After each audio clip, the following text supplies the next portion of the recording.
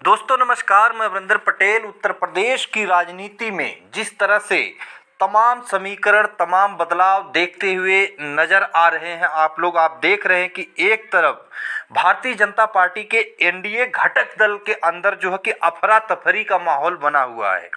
आखिर क्या है इसके मायने? क्या है कि संजय निषाद पूरी तरह से अब भारतीय जनता पार्टी के ऊपर और तथ्यात्मक आरोप लगाना शुरू कर दिए हैं। एक आरोप होता है राजनीति में, आरोप प्रत्यारोप, लेकिन संजय निषाद बिल्कुल तथ्यात्मक ढंग से आरोप लगा रहे हैं। क्या संजय निषाद अब समाजवादी पार्टी के संपर्क में आ चुके हैं या एनडीए गठबंधन में रहना नहीं चाहते?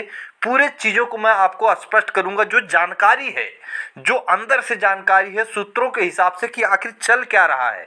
क्या एनडीए का घटक दल 2027 तक समाजवादी पार्टी के साथ एनडीए गठबंधन के साथ रहेगा, या जो कि इंडिया गठबंधन और अखिलेश यादव के साथ कंधे से कंधा मिलाएगा? इन तमाम वो चीज़ों पर सबसे पहली बात है दोस्तों, उत्तर प्रदेश की राजनीति में जब से 2024 के लोकसभा चुनाव में अखिलेश यादव, वैसे तो 2022 से ही अखिलेश यादव को ये चीज़ें पता चल चुकी थी कि किस तरह से अब खेल करना है और किस तरह से रणनीति बना के आगे बढ़नी है, किसको टिकट देना है, किसको नहीं देना है, कौन वोट दे रहा है, कौन दे सकता है, कौन नहीं देगा किसी भी हालत में। तो अखिलेश यादव उसी के जो तहत 2022 की जो परीक्षा थी विधानसभा चुनाव, उसमें अखिलेश यादव जी को क्लियर हो गया कि 2024 में अब हमें किसको टिकट देना है। अखिलेश यादव 2024 में पूरी तरह से पीडीए, यहाँ तक कि सामान्य सीट पर दलित समाज के कैंडिडेट को उतार दिए। अयोध्या ले लो, चाहे आप मेरठ की सीट ले लो, और अयोध्या जीत गए और मेरठ में बिल्कुल करीबी मुकाबला हो गया। अयोध्या जो भगवान श्री रामचंद्र के किरदार निभाने वाले रामायण में वह लड़े थे भारतीय जनता पार्टी की तरफ से, और दलित कैंडिडेट महिला अखिलेश यादव उतार दिए मेरठ में। बिल्कुल मुकाबला एकदम कांटे का हो गया दोस्तों। एक तो ये, दूसरा आपको बता दूं कि संजय निषाद की भारतीय जनता पार्टी से नाराजगी यूं ही नहीं है। आपको पूरी तरह से मैं बता दूं कि आप संजय निषाद के 8 या 9 जो भी ये सांसद है, लिस्ट आप देख सकते हैं, एक भी दलित पिछड़ा इसमें अगर दिखाई देगा तो आप ही बता दो। पूरे समान वर्ग के लोग इसमें आप देख सकते हैं, इस लिस्ट में आपके सामने है पूरी तरह से प्रमाण। तो संजय निषाद के ये जो पूरे विधायक हैं वो पूरी तरह से भारतीय जनता पार्टी के विधायक हैं। एक तो ये संजय निषाद, जब कोई मीटिंग होती है संजय निषाद जब करते हैं अपने कार्यालय पर अपने विधायकों की, तो कोई आता भी नहीं। ये जितने भी विधायक हैं ये भारतीय जनता पार्टी के दिए हुए कैंडिडेट हैं संजय निषाद को। और ये टिकट कैसे दिए हैं संजय निषाद पूरी दुनिया जानती है। इसमें एक भी ओबीसी एससी एसटी का नहीं है, और आज इसीलिए रो रहे हैं संजय निषाद। जो संजय निषाद अपने टिकट वितरण में ओबीसी एससी एसटी या यूं कहें तो निषाद समाज का ही देख लो, एक भी भागीदारी नहीं दे सकते। वह कहते हैं कि मैं आरक्षण दिलवा दूंगा, मैं जो कि दलितों का नेता हूं, पिछड़ों का नेता हूं। इस तरह के तमाम पिछले 10 साल 8 साल से तमाम लगेसी को जनता ने नकार दिया। जनता समझ गई कि संजय निषाद जो है टिकट तो समान वर्ग को पूरा दे रहे हैं। ब्राह्मण क्षत्रिय आप देख सकते हैं, श्रीवास्तव जी हैं, पांडे जी हैं, तिवारी जी हैं, सिंह साहब हैं, तो ये टिकट देकर विधायक बनाए इनको। और एक भी न निषाद समाज का है, न ओबीसी एससी एसटी समाज का है। तो जनता इस चीज को 8 साल से संजय निषाद की इस लेगेसी को, इस षड्यंत्र को समझ गई, और जनता ने बहुत तगड़ा जवाब दिया। संजय निषाद के बेटे प्रवीण निषाद को पप्पू निषाद समाजवादी पार्टी के कद्दावर नेता कहा जाता है कि निश्चित तौर पर बहुत ही जमीनी नेता और बहुत जमीन से ऊपर उठने वाला पप्पू निषाद बुरी तरह से पटकनी दे दिया। निषाद बूथों पर संजय निषाद का बेटा प्रवीण निषाद बुरी तरह से हारे हैं। पहली बात है।